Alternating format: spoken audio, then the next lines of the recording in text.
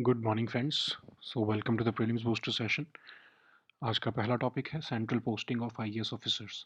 तो आपको पता है कि आईएएस कार्डर रूल्स में कुछ अमेंडमेंट जो है वो प्रपोज किए हैं सेंट्रल गवर्नमेंट ने, और उस चीज़ का स्टेट गवर्नमेंट्स थोड़ा विरोध कर रही हैं। तो अभी जो है आपके आईएएस ऑफिसर्स या फिर जो ऑल इंडिया सर्विसेज ऑफिसर्स होते हैं उनकी जो है पोस्टिंग कैसे की जाती है, सेंट्रल डेपुटेशन में उनको कैसे भेजा जाता है, तो पहले हम ये देखते हैं। तो रूल 6 जो है आईएएस कार्डर रूल्स का, वो इससे डील करता है कि स्टेट में जो सर्व कर रहे हैं ऑल इंडिया सर्विसेज के जो मेंबर्स हैं वो कैसे सेंट्रल डेपुटेशन पे जाएंगे। तो इसमें होता क्या है कि एक कार्डर ऑफिसर स्टेट गवर्नमेंट की कंकरेंस या फिर जिसको हम कह सकते हैं कि परमिशन से जो है सेंट्रल गवर्नमेंट में सर्व कर सकता है डेपुटेशन पर, अगर सेंट्रल गवर्नमेंट बुलाती है तो। ठीक है, तो अभी जनरली क्या होता है कि सेंट्रल गवर्नमेंट जो है स्टेट गवर्नमेंट्स को कहती है कि हमें सेंट्रल डेपुटेशन पर कुछ लोग चाहिए, तो आप प्रपोज करो कि आप कितने ऑफिसर्स जो हैं, जैसे समझ लो एग्जांपल लें हम कि हरियाणा गवर्नमेंट का कोटा है कि वो हर साल या हर 2 साल बाद जो है वो 10 ऑफिसर्स जो हैं वो अवेलेबल करते हैं कि वो सेंट्रल डेपुटेशन पे जा सकते हैं। तो सेंट्रल गवर्नमेंट जो है वो ऐसे कोटा के हिसाब से हर स्टेट से मांगती है कि हमें सेंट्रल डेपुटेशन पर ऑफिसर्स चाहिए। तो मतलब ये जो है स्टेट गवर्नमेंट की कनकरेंस के बिना नहीं हो सकता है। ठीक है, तो ये जो है अब इसमें इसमें प्रॉब्लम क्या होती है कि स्टेट गवर्नमेंट, अब समझ लो सेंट्रल गवर्नमेंट को अगर किसी ऑफिसर को स्टेट गवर्नमेंट पे सेंट्रल डेपुटेशन पे बुलाना है तो वो स्टेट गवर्नमेंट की परमिशन के बिना नहीं हो सकता। ठीक है, लेकिन अभी भी रूल्स ये कहते हैं कि अगर सेंट्रल गवर्नमेंट बुलाना चाहती है तो स्टेट गवर्नमेंट को ये ट्राई करना पड़ेगा, ये कोशिश करनी पड़ेगी कि सेंट्रल गवर्नमेंट के उस डिसीजन को लागू करें। ठीक है, लेकिन होता क्या है, क्योंकि इसकी कोई टाइम लिमिट सेट नहीं है स्टेट गवर्नमेंट को कब तक उसको उस ऑफिसर को सेंट्रल डेपुटेशन पे भेजना है, तो इसकी कोई टाइम लिमिट सेट नहीं है। तो अब इसी चीज़ के अंदर जो है वो अमेंडमेंट प्रपोज की गई हैं सेंट्रल गवर्नमेंट द्वारा। ठीक है, तो इसी का जो है स्टेट अपोज कर रही हैं इसी चीज़ को। ठीक है, तो अभी क्या होता है कि जो ये आपका अगर डिसएग्रीमेंट समझ लो कि सेंट्रल गवर्नमेंट ने कहा कि स्टेट गवर्नमेंट को कि हमें ये पर्टिकुलर आईएएस ऑफिसर जो है वो सेंट्रल डेपुटेशन पे चाहिए, तो अभी क्या होता है कि अगर डिसएग्रीमेंट आ गया, स्टेट जो है मुकर गई कि नहीं हमें नहीं चाहिए, हम नहीं भेज सकते, तो उस केस में जो है सेंट्रल गवर्नमेंट की ही जो है बात को मानी जाएगी। ठीक है, लेकिन अभी प्रॉब्लम क्या होती है कि कितने टाइम में वो बात को माना जाएगा, इस पे कोई स्पेसिफाइड टाइम जो है वो मेंशन नहीं था, लेकिन अब जो है अमेंडमेंट्स में कहा जा रहा है कि with in a specified time जो है स्टेट गवर्नमेंट को एग्री करना पड़ेगा, अपनी कंकरेंस देनी पड़ेगी कि वो सेंट्रल गवर्नमेंट के पास ही ऑफिसर को भेजेंगे या नहीं भेजेंगे। ठीक है, तो अब जो है कुछ ऐसी स्पेसिफिक सिचुएशंस हैं जिसमें कि सेंट्रल गवर्नमेंट जो है उन्होंने बोला है कि हम रिमाइंडर जो है हम सॉरी जो है हम कार्डर आपके जो सर्विस ऑफिसर्स हैं, ऑल इंडिया सर्विसेज ऑफिसर्स को हैं, सेंट्रल गवर्नमेंट में पब्लिक इंटरेस्ट में अगर ज़रूरत पड़ेगी तो हम आपके जो आपके स्टेट में जो सर्व कर रहे हैं ऑल इंडिया सर्विसेज ऑफिसर्स, उनकी हम सर्विसेज को ले सकते हैं। ठीक है, इसी प्रोविज़न के ऊपर जो है बहुत सारी स्टेट्स जो हैं वो ऑब्जेक्शन जो है वो इशू कर रही हैं। वो कह रही हैं कि अब ये पब्लिक इंटरेस्ट कौन डिफाइन करेगा, कैसे डिफाइन होगा कि पब्लिक इंटरेस्ट में सेंट्रल गवर्नमेंट ने किसी ऑफिसर को बुलाया है, तो उस केस में जो है स्टेट को मानना पड़ेगा। तो अब ये कैसे डिफाइन होगा, इसी चीज़ के ऊपर जो है स्टेट गवर्नमेंट जो है वो ऑब्जेक्शन रेज कर रही हैं। तो डिसएग्रीमेंट के यही पॉइंट है। अब इसमें कहा गया है कि अभी जो हमारा एग्जिस्टिंग रूल है 6(1) वो कहता है कि किसी भी अगर डिसएग्रीमेंट की सिचुएशन होती है तो सेंट्रल गवर्नमेंट के डिसीजन को स्टेट गवर्नमेंट को जो है वो लागू करना ही पड़ेगा। ठीक है, लेकिन कॉन्फ्लिक्ट की सिचुएशन तब आ जाती है क्योंकि इसमें कोई टाइम लिमिट सेट नहीं है कि स्टेट गवर्नमेंट को कब उस चीज़ के ऊपर एक्शन लेना है। ठीक है, तो इस अमेंडमेंट में एक तो स्पेसिफाइड टाइम जो है वो डाल दिया है प्रोविजन, दूसरा ये डाल दिया कि अगर पब्लिक इंटरेस्ट में सेंट्रल गवर्नमेंट बुला रही है किसी ऑफिसर को तो उसको स्टेट गवर्नमेंट को भेजना पड़ेगा। तो अब इसमें होता क्या है कि इस अमेंडमेंट में भी एक लूप होल ये है कि इसके अंदर भी जो है स्टेट गवर्नमेंट की कंकरेंस या फिर कंसल्टेशन जैसे को आप कह सकते हो वो अनिवार्य रखी हुई है। ठीक है, तो फिर तो वही बात हो जाएगी कि स्टेट गवर्नमेंट की परमिशन की फिर भी ज़रूरत पड़ेगी। ठीक है, तो ये एक तरह से इस अमेंडमेंट के अंदर भी जो है वो प्रोविज़न डाला है कि उनकी कंकरेंस के लेने के साथ ही जो है वो भेजा जा सकता है। अब एक और इसके अंदर रूल 6(2) जो है वो ये कहता है कि ऑफ़िसर भी जो है वो विलिंग होना चाहिए। मतलब ऑफ़िसर जो है जिसको भेजने की बात की जा रही है, तो अभी हमारे रूल्स कहते हैं कि अगर वो विलिंग नहीं है, वो नहीं जाना चाहता, तो जो है उस केस में स्टेट गवर्नमेंट जो है वो मना कर सकती है कि जो ऑफ़िसर जिसको आप बुलाना चाह रहे हो सेंट्रल डेपुटेशन पे वो ही नहीं जाना चाहता है। ठीक है? तो ये कुछ पॉइंट्स ऑफ डिसएग्रीमेंट होते हैं इस केसेस में जो है, जैसे रूल 6(1) और रूल 6(2). इनमें 6(1) क्या कहता है कि सेंट्रल गवर्नमेंट की बात माननी पड़ेगी, लेकिन स्टेट गवर्नमेंट जो है उनकी कंकरेंस चाहिए। और दूसरा रूल क्या कहता है कि अगर ऑफिसर ही नहीं जाना चाहता तो उस केस में जो है वो डेपुटेशन पे नहीं भेजेंगे स्टेट गवर्नमेंट्स, ठीक है। तो ये डिसएग्रीमेंट्स होती हैं, लेकिन इस केस में सेंट्रल गवर्नमेंट की बात को जो है वो मानना पड़ता है स्टेट गवर्नमेंट को, लेकिन कब मानना पड़ता है ये कोई डिफाइन नहीं था, तो इसलिए अमेंडमेंट कर रहे हैं कि अब हम स्पेसिफाइड टाइम बताएंगे कितने टाइम में जो है स्टेट गवर्नमेंट को मानना ही पड़ेगा। तो एनीवेज नेक्स्ट टॉपिक देखते हैं जो कि है सोमनाथ टेम्पल। तो पीएम मोदी जो है उन्होंने एक न्यू सर्किट हाउस को सोमनाथ टेम्पल में इनॉग्रेट किया है। तो अभी क्यों इनॉग्रेट करना पड़ा, क्योंकि जो एग्जिस्टिंग फैसिलिटी है वो बहुत दूर थी टेम्पल से। तो जो लोगों को ठहरने का जो है वो सर्किट हाउस के लिए बहुत दूर जाकर ठहरना पड़ता था, और उसकी फैसिलिटीज़ भी बहुत अच्छी नहीं थी। तो इसलिए जो न्यू सर्किट हाउस है उसको बनाया गया है, 30 करोड़ रुपए की लागत में बनाया गया है, और उसमें बहुत अच्छी फैसिलिटीज़ दी जा रही हैं, टॉप क्लास फैसिलिटीज़ दी जा रही हैं। तो एनीवेज हम देखते हैं सोमनाथ टेम्पल के बारे में देखते हैं। तो सोमनाथ टेम्पल को हम देव पाटन भी कहते हैं, जो कि प्रभास पाटन, वेरावल, गुजरात में लोकेटेड है। फर्स्ट अमंग द, मतलब जो जितने 12 ज्योतिर्लिंग हैं उनमें सबसे पहले जो ज्योतिर्लिंग है शिव जी का, वो जो सोमनाथ टेम्पल ही है, ठीक है। इसको बार बार मुस्लिम इन्वेडर्स ने जो है वो डिस्ट्रक्ट किया है, और जब इंडिया इंडिपेंडेंट हुआ तो उस डिस्ट्रक्शन की जो है रूइंस जो थे उसको डिमोलिश कर दिया गया, और न्यू जो है सोमनाथ टेम्पल को बनाया गया, रिकंस्ट्रक्ट किया गया मारू गुरजारा जो है style of Hindu temple architecture में, ठीक है। इसको बनाया किसके कहने पर गया, जो होम मिनिस्टर ऑफ इंडिया उस टाइम पर थे सरदार वल्लभ भाई पटेल जी, उनके कहने पर इसको बनाया गया, और 1951 में इसकी कंस्ट्रक्शन कंप्लीट हुई। तो रिसेंटली जो है, अभी करंटली जो है पीएम मोदी जो है वो इस श्री सोमनाथ मंदिर ट्रस्ट के जो है वो चेयरमैन है। तो ऐसा नहीं है कि इंडिया के प्राइम मिनिस्टर जो भी होता है वो सोमनाथ मंदिर के ट्रस्ट का चेयरमैन होता है, ऐसा नहीं है। जब पीएम मोदी जब सीएम थे गुजरात के, तब से ही वो इसके चेयरमैन हैं। रादर उस टाइम पर जो है इस अब इस पे कह सकते हो श्री सोमनाथ मंदिर ट्रस्ट में जो है हमारे इस टाइम पर जो होम मिनिस्टर हैं अमित शाह जी, वो भी इसके मेंबर हैं। लेकिन वो इसलिए मेंबर नहीं है क्योंकि वो होम मिनिस्टर हैं, वो उस टाइम पर जो है गुजरात गवर्नमेंट का पार्ट थे, तो इसलिए वो सोमनाथ मंदिर के ट्रस्ट में भी वो मेंबर हैं, ठीक है। ऐसे ही पीएम मोदी उस टाइम पर सीएम थे, तो ज़रूरी नहीं है, ये भी नहीं है कि सीएम जो है वो सोमनाथ मंदिर के ट्रस्ट का चेयरमैन होता है, ऐसा नहीं है, ठीक है। तो ये बाय चांस क्योंकि उस टाइम पर वो गवर्नमेंट में थे, तो इस मंदिर के वो जो है ट्रस्ट में वो हमेशा पार्टिसिपेंट रहे हैं। तो नेक्स्ट टॉपिक देखते हैं जो कि है अमर जवान ज्योति।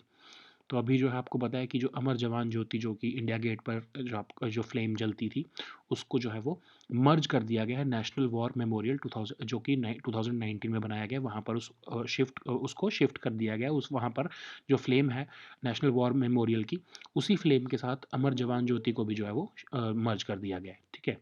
तो अब जो अमर जवान ज्योति है वो 1972 में बनाई गई थी, जो कि हमारी जब इंडिया पाकिस्तान से वॉर जीता 1971 के बाद, तो जो है पीएम इंदिरा गांधी जो थी उन्होंने रिपब्लिक डे 1972 में अमर जवान ज्योति को जो है वो एक तरह से इग्नाइट किया, और ये सारे उन सोल्जर्स को ट्रिब्यूट दे रही थी देती है जो कि इंडिपेंडेंस ऑफ इंडिया के बाद से जो है जिन्होंने कंट्री को सर्व किया है, ठीक है। इसके अंदर एक ब्लैक मार्बल प्लिंथ है, एक सेनोटाफ है। सेनोटाफ क्या होता है कि मतलब एक समझ लो एक एक मकबरा, जो कि लोग ऑफ कोर्स सोल्जर उस जगह तो नहीं शहीद हुए ना, लेकिन एक सैनोटाफ होता है कि जो सोल्जर सोल्जर कहीं भी या कोई भी पर्सन जो कहीं भी शहीद हुआ हो, तो उसको जो है उसके लिए एक मॉन्यूमेंट बनाया जाता है, तो उसको हम सैनोटाफ कहते हैं, ठीक है। एक कह सकते हो आप एक कब्र की तरह होता है वो, लेकिन ऑफ कोर्स एक रिस्पेक्ट एज अ रिस्पेक्ट जो है वो हम बनाते हैं, जिसको हम अब इस सैनोटाफ जो है वो एक tomb of the unknown soldier है, और इसमें 4 बर्नर्स जलते रहते जो ये अमर जवान ज्योति में। तो चारों बर्नर्स तो सिर्फ रिपब्लिक डे जैसे ओकेजन्स पर ही जलाए जाते थे, बट नॉर्मल डेज पर सिर्फ एक बर्नर को जला के रखा जाता था, ठीक है।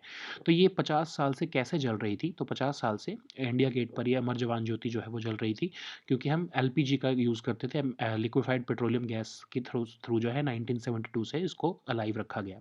लेकिन 2006 में एक प्रोजेक्ट के थ्रू, पाइप्ड नेचुरल गैस के थ्रू, इसको जो है वो 6 लाख रुपए के खर्चे से एज अ फ्यूल पीएनजी का यूज़ करते हुए इसको जो है वो अलाइव रखा गया है। तो अभी रिसेंटली फ्राइडे को जो है इसको जो है वो मर्ज कर दिया गया है नेशनल वॉर मेमोरियल में, जो है यही अमर जवान ज्योति जो है वो नेशनल वॉर मेमोरियल की फ्लेम के साथ उसको मर्ज कर दिया गया है। तो इसको इंडिया गेट पे रखा ही क्यों था, तो all India war memorial India gate ही है हमारा, ठीक है। जब तक हमारा नेशनल वॉर मेमोरियल नहीं बना था तब तक हमारे लिए ऑल इंडिया वॉर मेमोरियल जो है वो हमारा इंडिया गेट ही था। इसलिए वहाँ पर जो कि ये इंडिया गेट जो है उसको ब्रिटिश ने बनाया था 1931 में, और हमारे जो 90,000 इंडियन सोल्जर्स जो ब्रिटिश इंडियन आर्मी में थे उनको एक तरह से उनके लिए एक मेमोरियल बनाया गया था। तो कुछ लोगों को ऐसा कहना है कि वो एक कॉलोनियल रेलिक था इंडिया गेट पे जो रखा गई थी जब अमर जवान ज्योति, तो इसलिए उसको शिफ्ट किया जा रहा है क्योंकि हम अपने कॉलोनियल पास्ट से शिफ्ट होकर नेशनल वॉर मेमोरियल की तरफ बढ़ना चाहते हैं। ठीक है, तो अमर जवान ज्योति जो है गवर्नमेंट ने 1972 में, जैसा मैंने आपको बताया, रिपब्लिक डे 1972 में वहाँ पर उसको इग्नाइट किया था, republic day of 1972 by former PM Indira Gandhi ji. ठीक है, अब नेशनल वॉर मेमोरियल क्या है? तो नेशनल वॉर मेमोरियल 400 मीटर दूर है इंडिया गेट से। पीएम मोदी ने फिर फरवरी 2019 में उसको इनॉग्रेट किया था। 40 एकड़ के एरिया में वो बनाया गया है। वो सारे सोल्जर्स जिन्होंने इंडिपेंडेंट इंडिया के बाद हमारे देश के लिए जो है अपनी कुर्बानी दी है, चाहे वो किसी भी वॉर में हो, किसी ऑपरेशन में, किसी भी कॉन्फ्लिक्ट में, तो उनको ये कमेमोरेट करता है। ठीक है, तो 2015 में इसकी कंस्ट्रक्शन स्टार्ट हुई थी और 2019 में कंप्लीट हुई है, और इसको जो है वो 2019 में इनॉग्रेट किया गया है। ठीक है, तो इसका जो सबसे इम्पॉर्टेंट जो है वो आर्किटेक्चर का पीस जो है वो इसका है रक्षा चक्र, जिसको हम सर्कल ऑफ प्रोटेक्शन कहते हैं। उसमें क्या है कि बहुत सारे रो ऑफ ट्रीज हैं जो कि एक तरह से हम सोल्जर्स को रिप्रेजेंट कर रहे हैं कि वो कंट्री को प्रोटेक्ट कर रहे हैं। दूसरा जैसे है त्याग चक्र। त्याग चक्र में क्या है कि जो सोल्जर्स जो है जिन्होंने अपनी एक तरह से हमारे देश के लिए जान दी है, अपने देश के लिए शहीदी दी है, उनके लिए एक इंडिपेंडेंट ग्रेनाइट टैबलेट्स के थ्रू जो है वो त्याग चक्र बनाया गया है। नेक्स्ट है वीरता चक्र। ठीक है, तो ये हमारी बैटल्स में हमारे आर्म्ड फोर्सेस ने कैसे एक्शन लिया, कैसे उन अपनी ब्रेवरी दिखाई, उसको उसको डिपिक्ट करता है। चौथा है अमर चक्र। ये हमारे जो है एटर्नल फ्लेम यहीं पर रखी जाएगी, रखी जा रही है, जिसमें कि ये दिखाया जा रहा है कि ये अमर हैं हमारे, जो हमारे सोल्जर्स जिन्होंने हमारे देश के लिए जान दी है। ठीक है, तो नेक्स्ट टॉपिक देखते हैं जो कि है ब्रेंट क्रूड ऑयल। तो ऑयल प्राइसेस जो है वो इस टाइम पर 2014 के बाद सबसे ज़्यादा हाई जो है रेट पर चले गए हैं। $88.3 पर बैरल जो है ब्रेंट क्रूड जो है वो पहुंच चुका है। 27% इंक्रीज़ हुआ है पिछले, अगर हम दिसंबर से देखें तो जो है इतना ज़्यादा इंक्रीज़ जो है, ऑफ कोर्स अब आपको कुछ टाइम में जो है ऑयल प्राइसेस इंक्रीज़ होकर दिखेंगे। अपने जो है इंडियन मार्केट में भी इसके प्राइसेस जो हैं वो बहुत ज़्यादा इंक्रीज़ होंगे। अभी इलेक्शन चल रहे हैं तो आपको इसलिए नहीं दिख रहे हैं, वो इंक्रीज़ देखने को नहीं मिल रहा है, बट जैसे ही इलेक्शन खत्म होंगे तो आप देखना प्राइस राइज बहुत ऊपर जाएगा, क्योंकि क्रूड ऑयल जो है कि उसका जो प्राइस है वो मार्केट में इस टाइम पर सबसे हाईएस्ट लेवल पर है पिछले 7 साल में। ठीक है, तो क्यों प्राइस राइज हो रहा है? क्योंकि सप्लाई साइड डिसरप्शंस आ रही हैं। यमन की जो हुथीज हैं उन्होंने अबू धाबी पे अटैक किया था फ्यूल के ट्रक्स पे। फिर रशिया और यूक्रेन के बीच में टेंशन हैं। रशिया जो है वो वर्ल्ड का सेकंड लार्जेस्ट ऑयल प्रोड्यूसर है, तो वहाँ पर भी टेंशन चल रही हैं। फिर ईरान और टर्की के बीच में जो एक पाइपलाइन, इराक और टर्की के बीच में जो एक पाइपलाइन थी वहाँ पर आउटेज हो गई थी, उसकी वजह से भी सप्लाई साइड डिसरप्शंस आ रही हैं। ठीक है, फिर ओमिक्रॉन की वेव चल रही है, उससे डिमांड और सप्लाई के में ग्रोइंग इम्बैलेंस हो रहा है। दूसरा जो है जो जो कंट्रीज़ हैं वो भी अपनी सप्लाई जो है वो बहुत धीरे-धीरे बढ़ा रही हैं। तो धीरे-धीरे बढ़ाने की वजह से क्या हो रहा है, डिमांड ज़्यादा है, लेकिन सप्लाई जब धीरे बढ़ रही है तो उसके प्राइसेज़ राइज़ हो रहे हैं। ठीक है, तो बहुत सारे रीज़न्स की वजह से जो है ब्रेंट क्रूड ऑयल के प्राइसेज़ शूट अप हो गए हैं। इतने हाई हो गए हैं कि जितने लास्ट टाइम 2014 में हुए थे। ठीक है, तो ब्रेंट क्रूड क्या है, जो आपके नॉर्थ सी और नॉर्थ वेस्टर्न यूरोप की मार्केट है, वहाँ पर जो है ये ऑयल जो है निकाला जाता है। तो आपको पता है कि जैसे यूएस में अलग है, हर जगह अलग-अलग मार्केट्स होती हैं ऑयल की, जैसे आप समझ लो स्टॉक मार्केट होती है ना, वैसे ही ये ब्रेंट क्रूड जो है वो नॉर्थ सी जो है नॉर्थ वेस्टर्न यूरोप में वहाँ की मार्केट है, और बहुत फेमस वहीं का, सबसे आपने सुना होगा इसके बारे में बहुत ज़्यादा। ब्रेंट क्रूड ऑयल जो है उसकी जो मार्केट का रेट होता है वो उसी से मोस्टली वहाँ से ही डिटरमिन होते हैं क्रूड ऑयल प्राइसेस। ठीक है, सो नेक्स्ट टॉपिक देखते हैं जो कि है जस्टिस क्लॉक। तो सुप्रीम कोर्ट के ई कमेटी के चेयरपर्सन जो है जस्टिस DY चंद्रचूड़ जी, उन्होंने गुजरात हाई कोर्ट की जस्टिस क्लॉक को और एक electronic payment of court fee का जो है सिस्टम को इनॉग्रेट किया है। जस्टिस क्लॉक क्या है, एक LED डिस्प्ले लगाया गया है गुजरात हाई कोर्ट के प्रेमिसेस के आसपास, और वो क्या दिखाएगा कि कैसा जो है वो स्टेट जुडिशरी काम कर रही है। ठीक है, तो उसमें से डेटा दिखाया जाएगा जो कि नेशनल जुडिशियल डेटा ग्रिड का जो है रियल टाइम डेटा है, कि कितने केसेस आए, कितने रिजॉल्व हुए। तो उसके बारे में जो रियल टाइम डेटा होगा वो इस एक तरह से इस क्लॉक पे दिखाया जाएगा, एक LED डिस्प्ले में दिखाया जाएगा। दूसरी है ई कोर्ट फ़ी। तो ये एक ऑनलाइन ई कोर्ट फ़ी सिस्टम है जो कि एडवोकेट और पार्टीज़ को जुडिशियल स्टैम्प्स ऑनलाइन पर जो है उस ऑनलाइन परचेज़ करने का ऑप्शन दे रहा है। और पहले ये सिर्फ गुजरात हाई कोर्ट में अवेलेबल थी ये सिस्टम, बट अब उसको सारे डिस्ट्रिक्ट्स और तालुका कोर्ट्स में भी एक्सटेंड कर दिया गया है, ठीक है। So now let us see all these topics in English. So the first topic is central posting of IAS officers. So you know that central government has proposed some amendments to IAS cadre rules. So what is the current rule on deputation of IAS officers or All India Services officers for central deputation? So these rules are covered under Rule 6.1 of IAS cadre rules and Rule 6.2 of IAS cadre rules. Okay.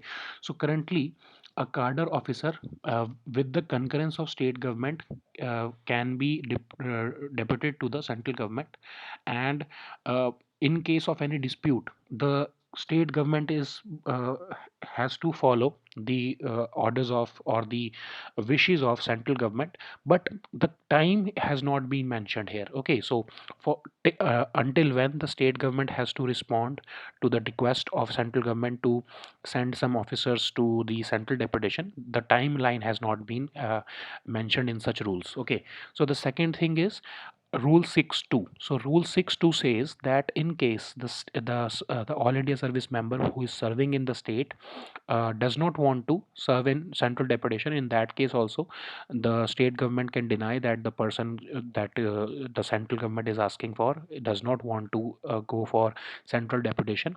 In that case also the central government can be denied the person who the central government is asking for central deputation. Okay, so to come out of this maze of these two rules, the central government has proposed some amendments.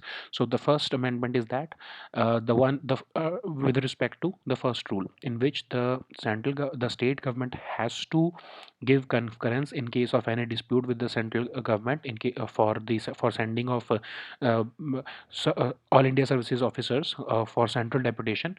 But now in this proposed amendment, the central government is saying that the state governments has to have to take a decision within a specified time. So what was the problem with Rule 6.1? That there was no specified timeline which was mentioned in that rule. Under which the state government had to take decision, but now the proposed amendments are saying that the state will have to take a decision within a specified time. The second amendment which has been proposed, and this has been vociferously opposed by states like West Bengal. So in some situations the central government, under this proposed amendment, in some situations, in case of public interest, the central government can mandatorily ask the state government to uh, give this person, a person who is serving in the state, an all India service officer for the services in central government. Okay, that is for central deputation. Okay, so the state governments are fearing that who would define this public interest. So the central government can utilize any random situation and call it a public interest to ask for particular services officers from the state government. So that's why certain states, including of course the West Bengal, is opposing or is raising objections. Okay, so there are certain disagreements, like in the first case, when the state will have to mandatorily give concurrence to the decision of central government. The Rule 6.1 was having having ambiguity with respect to timeline. So the states were utilizing that specific that time the loophole in which they were not bound to respond within a specified timeline. So this was the first point of disagreement. The second point of disagreement was that if the officer was not willing to go to the central government, in that case the state governments can deny that the concerned person does not want to serve in the central deputation. So these were the two disagreements which were there. That's why these two amendments have been proposed now, and let's see if the any of the state would accept it, or would it create any political situation or any political controversy further. Okay, so anyways, let us see the next topic, which is Somnath Temple. So PM Modi has recently inaugurated the new circuit house at Somnath Temple. So the existing facility was located far off from the temple, and it was very old. So now a top class facility near the Somnath temple has been built at a cost of over 30 crore rupees. So about the Somnath temple, it is also known as Deo Patan, and it is located at Prabhas Patan, Veraval, that is in Gujarat. and this Somnath temple is very sacred for Hindus because it is believed to be the first among the 12 Jyotirlings, shrines of Shiva. Okay, so it has been repeatedly destroyed by Muslim invaders and rulers. So after India got independence, the ruins of this temple were demolished, and the present Somnath temple was reconstructed in the Maru Gurjara um, style of Hindu temple architecture. Okay, so this construction of this temple started during the reign of Home Minister Sardar Vallabhbhai Patel ji, and this temple was constructed by May 1951. Okay, so currently Prime Minister Modi is serving as the chairman of Shri Somnath Mandir Trust, and just remember that it is not that every Prime Minister of India would serve as the chairperson or member of Shri Somnath Mandir Trust. So PM Modi has been a member of Somnath Mandir Trust since he was the Chief Minister of the state of Gujarat. Okay, so it is not any ex officio position. It is just a matter of a coincidence that PM Modi is serving as the chairperson of Somnath Mandir Trust. Okay, so now let us the next topic, which is Amar Jawan Jyoti. So government of India has put that the eternal flame of our Amar Jawan Jyoti and merged it with the one flame that has been instituted at the National War Memorial, which was constructed in 2019.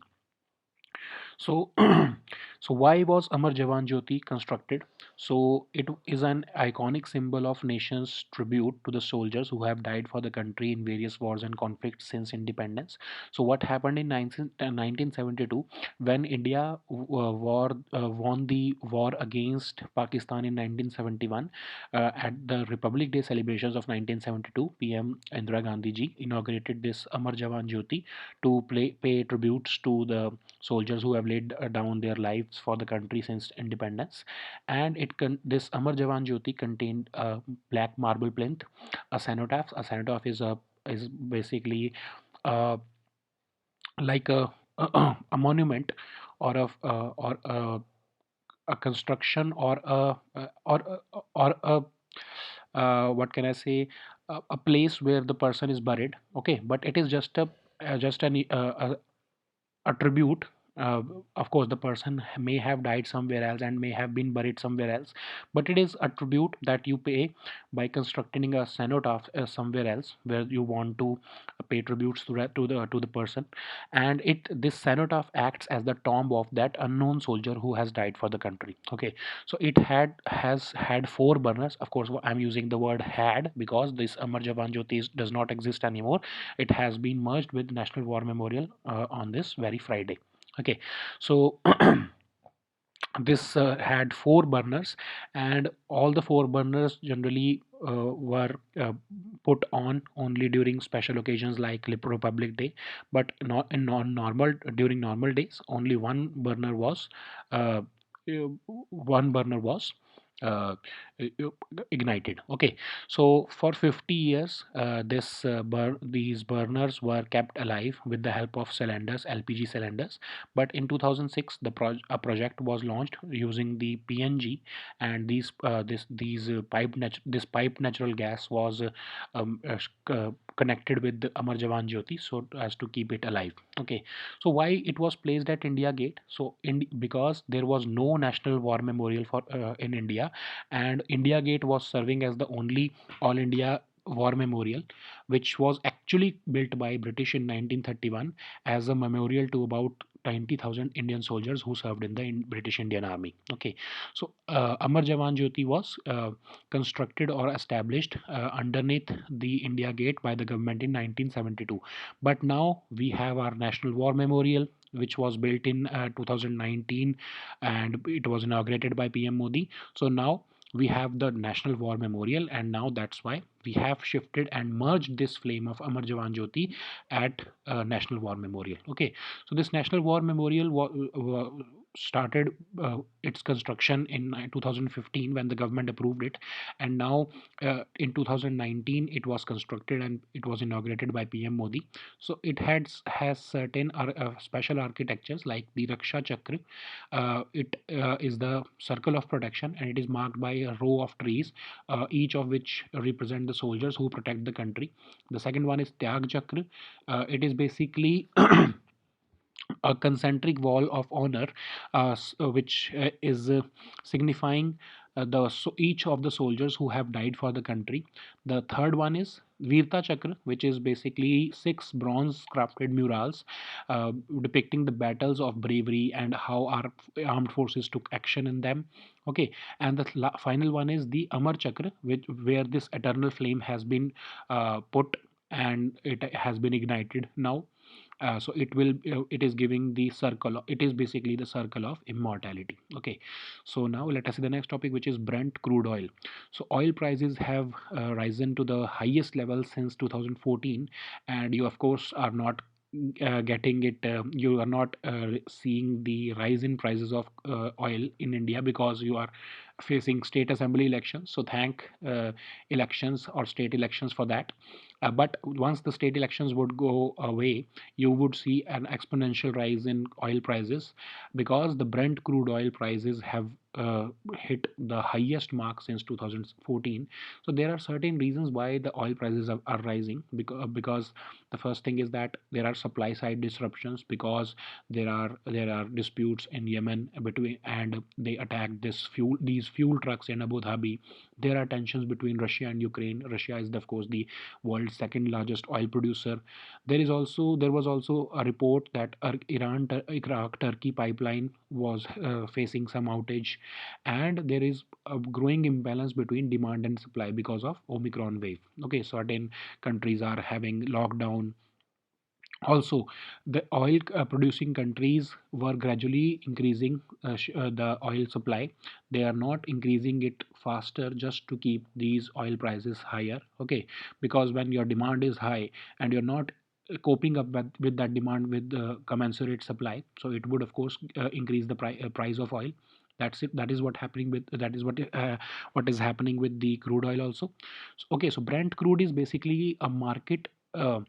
Like you have the stock market, BSC, Bombay Stock Exchange, New York Stock Exchange, for stocks and shares.